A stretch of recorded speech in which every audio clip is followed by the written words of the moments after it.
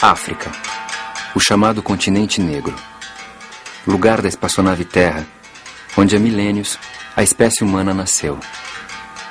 Espaço geográfico que vem abrigando ao longo dos tempos sociedades, línguas e culturas muito variadas. A África nunca foi uma realidade homogênea, em termos humanos ou culturais. Alguns povos africanos, vindos de Angola, do Congo, de Moçambique, da Nigéria, do antigo Daomé e de outras partes do continente negro, atravessaram o Oceano Atlântico para desembarcar no Brasil. E esses negros passaram a ser a massa substancial da força de trabalho de fazer o Brasil.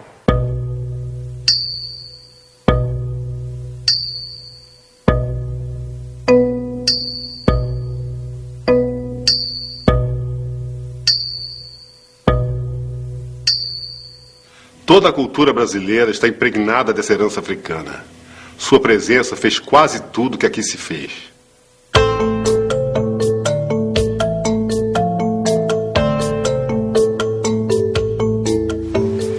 Os africanos que primeiro chegaram aos trópicos brasileiros vieram da costa ocidental africana ao norte do Equador. Foi o chamado Ciclo da Guiné. Depois foram os bantus. A palavra bantu significa os homens. Vinham das regiões de Angola e do Congo, da África Central Atlântica.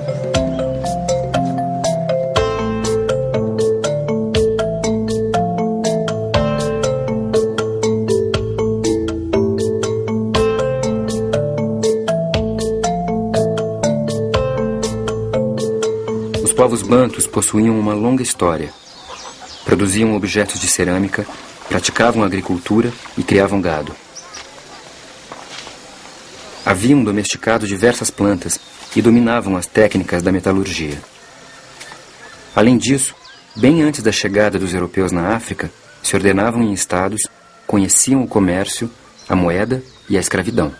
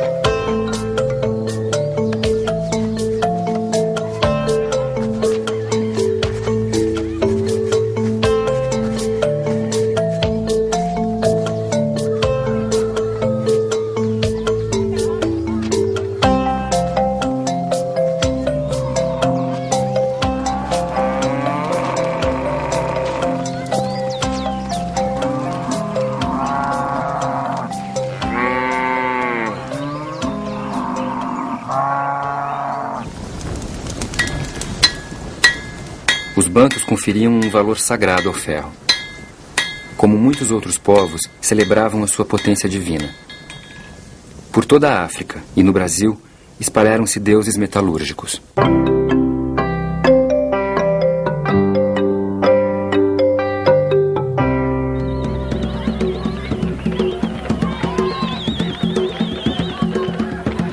O sagrado está presente em todos os instantes e em todas as instâncias da vida banto.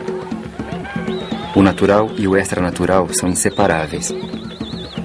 Os bantus acreditam na existência de dois mundos, o visível e o invisível. Acreditam na interação desses mundos e em um Deus que é criador e pai de tudo que existe. Pai dos homens, pai das coisas, pai dos insetos.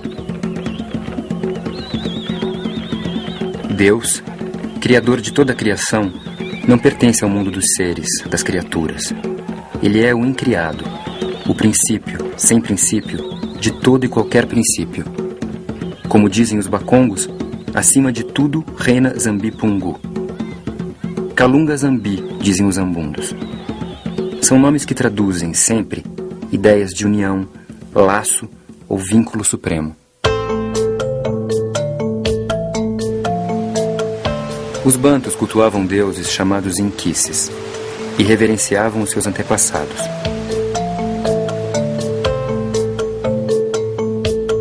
Os antepassados têm sua aldeia à maneira dos vivos. Na aldeia, possuem casas e campos. São senhores e proprietários da terra e da água, das florestas e do sertão, com todos os animais que neles vivem e as palmeiras de vinhos que nelas crescem.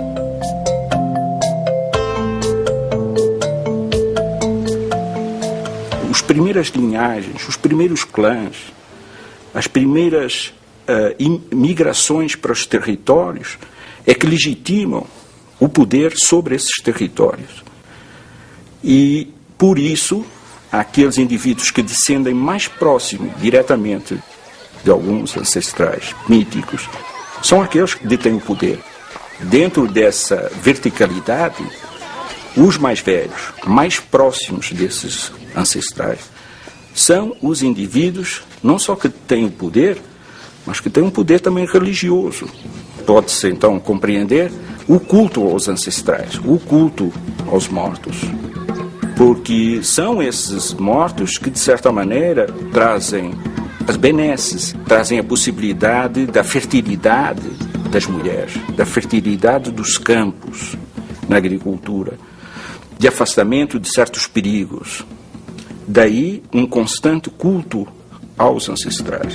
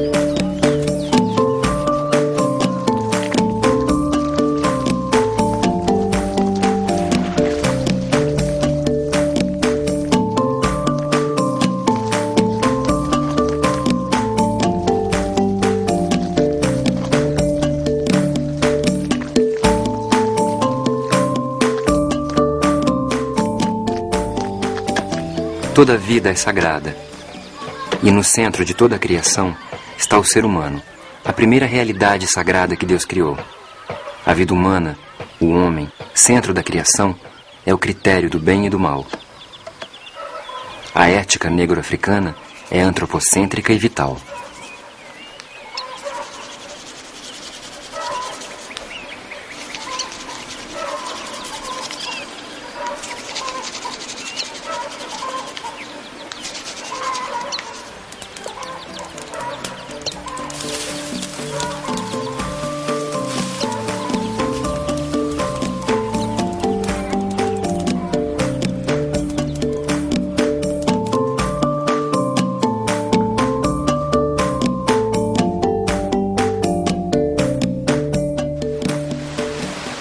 No reino do Congo existiam 3 ordens: a aristocracia, os homens livres e os escravos.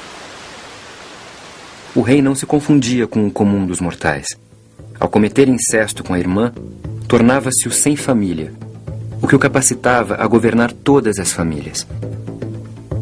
O ato incestuoso e a iniciação lhe davam poder sobre os encantamentos, o poder dos feiticeiros.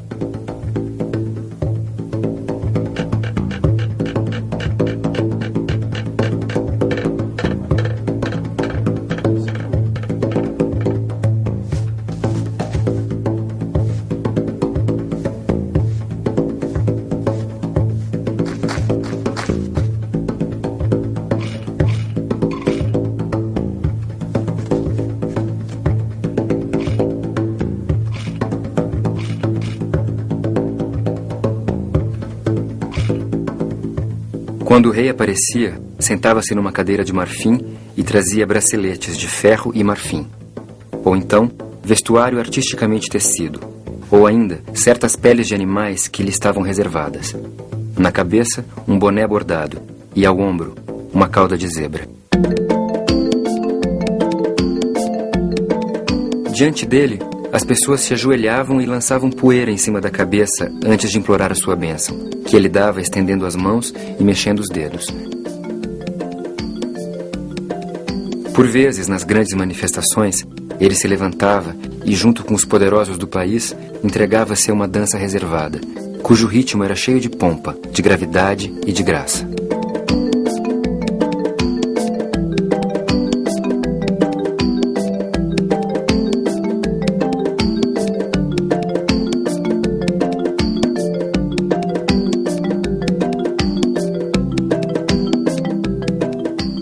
Esse rei e o seu povo conheciam as artes da guerra. Dizem que os atiradores reais eram capazes de lançar sucessivamente 28 flechas antes da primeira flecha disparada se cravar no chão.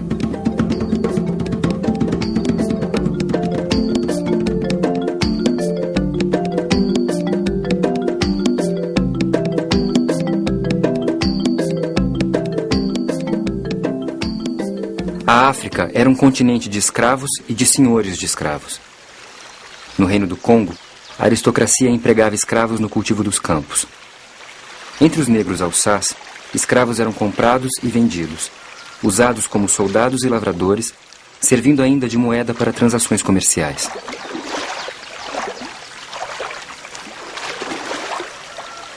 Assim, quando europeus e africanos se encontraram, ambos já sabiam muito bem o que era escravidão.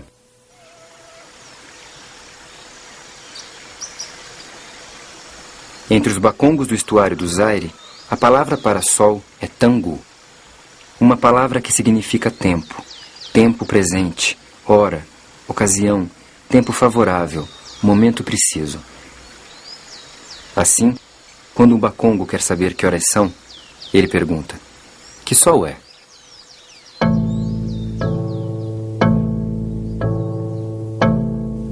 Para muitos povos africanos, o sol simboliza a transição entre a vida e a morte. Quando o sol desaparece da vista humana, os bacongos dizem que ele é a canoa que transporta almas para o mundo dos mortos.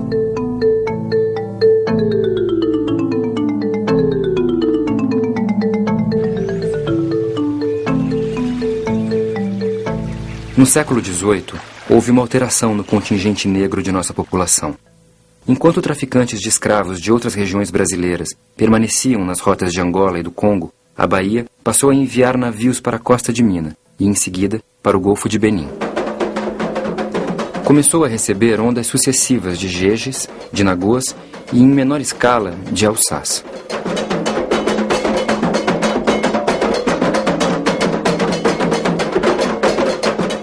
Ela desceu do céu, trajada de branco, coberta com véu. Odorilei, manjá, odorilei, aoiô. Dorilei, manjá, odorilei, aoiô. A expressão jeje designava grupos étnicos do antigo Daomé, como a gente Fon. A expressão nagô referia-se a grupos étnicos de língua iorubá. Esses agrupamentos vieram para dar a definição única da fisionomia biológica e cultural da gente da Bahia, de Recife e de São Luís do Maranhão.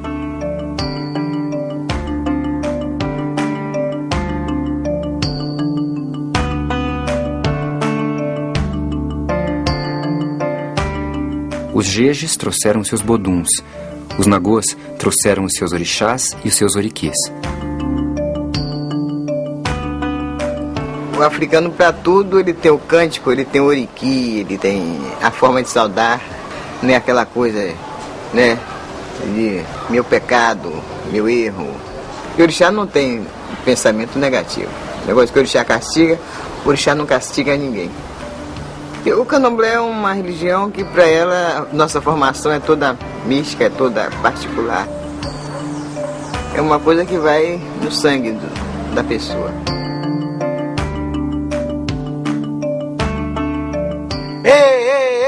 Epa, ó Iaô, grande mãe, Iaô, beleza preta, no ventre do vento, dona do vento que desgrenha as brenhas, dona do vento que despenteia os campos, dona de minha cabeça.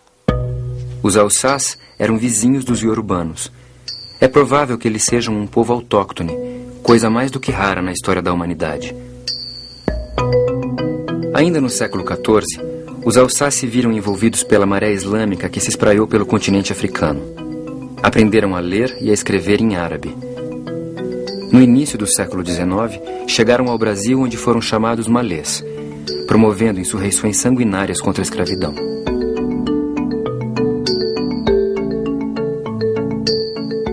As nações do Haussá eram florescentes e das mais adiantadas da África Central. Era de prever que uma nação assim, aguerrida e culta, não poderia fazer passivas máquinas de plantio agrícola. Por sob a ignorância e brutalidade dos senhores brancos, o islamismo organizou-se em seita poderosa.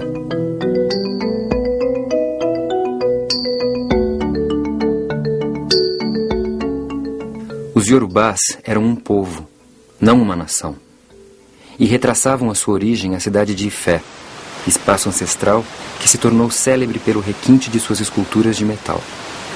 No Brasil, os iorubanos foram chamados Nagôs.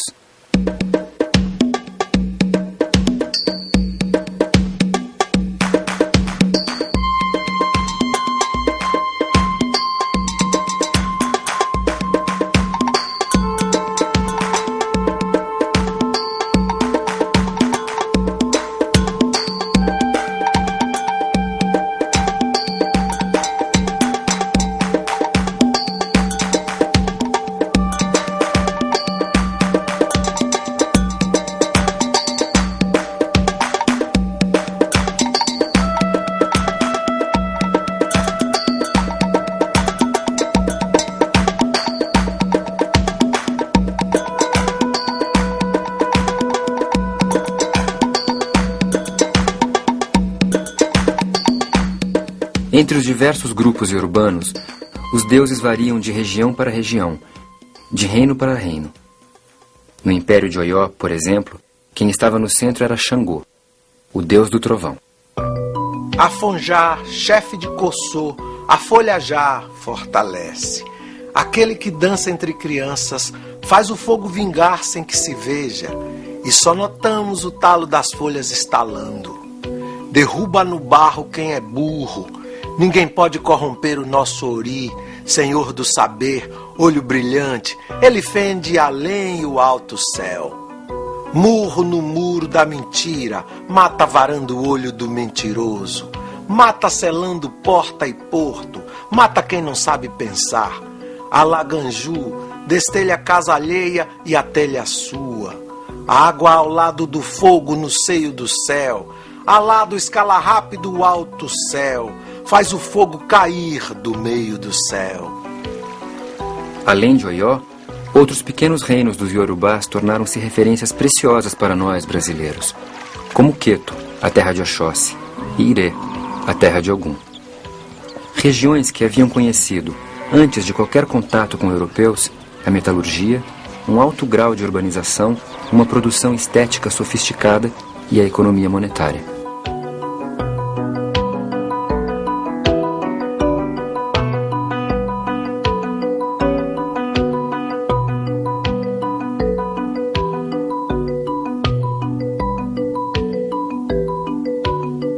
On pourrait dire que les arts africains se développent sur 4 pôles, la personne, la communauté, la nature et la création, mais aussi le passé et l'histoire dans leur tradition. Et ces 4 pôles se manifestent par une exubérance dans des formes extraordinaires, et ces formes, parce qu'elles ne veulent pas représenter le réel tel que nous le voyons, mais elles veulent représenter les valeurs qui sont au-delà du réel.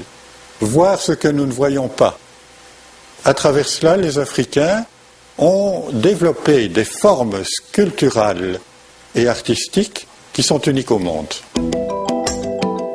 Deuses mudam ou morrem. Ogum, por exemplo. Ele não é apenas o deus do ferro, mas deus da tecnologia. Daí que hoje, na Nigéria como no Brasil, seja visto como o senhor das novas técnicas, do repertório high-tech, da informática. Ogum é o orixá das vanguardas e dos computadores. E por conta de ter aberto uma picada em tempos míticos, ele é hoje o deus das highways. os orixás iorubanos estão vivos entre nós. Daí que hoje não sejam somente iorubanos, mas mitos multinacionais. Quando você consegue uma coisa, você tem uma coisa, que para isso você se sacrificou, você chorou, você passou horas ruins, você valoriza muito mais aquilo. Se você sofreu por causa daquilo, é evidente que você valoriza muito mais. Daí que a religião africana chegou ao Brasil através de muito sofrimento, de muitas perdas, e isso fortaleceu o descendente de africano, porque ele sabe, se eu tenho meu orixá, eu sofri por causa dele, eu apanhei por causa dele, por causa da minha linguagem, por causa do meu nome, tudo isso, da minha forma de ser. Se as pessoas quiseram cortar essa característica minha, porque ela é de muito valor e ameaçava. Você vê que foi plantado com a vinda dos negros para o Novo Mundo, e ele cultivou ao molde deles e conseguiu florescer muita coisa e está sendo conservado esse trabalho todo feito. Les arts africains et les cultures africaines peuvent participer à sauver l'homme contemporain qui a précisément oublié qu'il y avait autre chose que l'argent et que les valeurs économiques. Les cultures africaines et même les religions africaines nous apprennent qu'au-delà du visible, il y a d'autres réalités et que l'être humain n'est pas seulement un être de chair, mais qu'il y a aussi l'esprit et le cœur et des valeurs au-delà de ce que nous voyons. O que aconteceu no Brasil foi que os africanos foram tão fundo na aventura da construção deste país que hoje eles já não são eles. Eles somos nós, os brasileiros.